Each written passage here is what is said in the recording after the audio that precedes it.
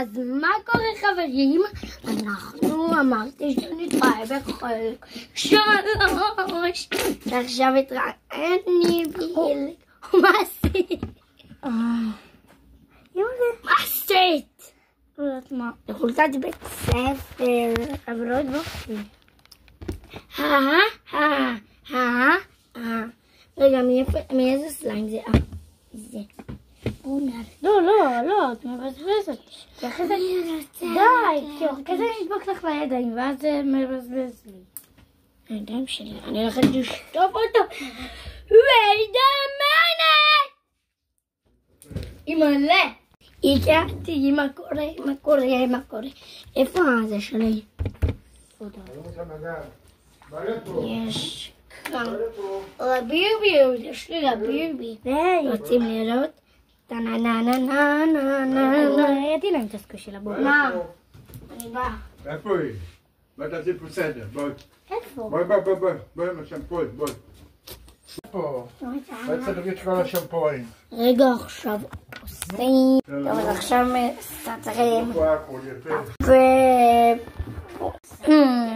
איפה זה? כי פעם. וואו, איזה יופי. וטן. אנחנו בחדר, אז אנחנו כאן. What's up? אוקיי. What's up, guys?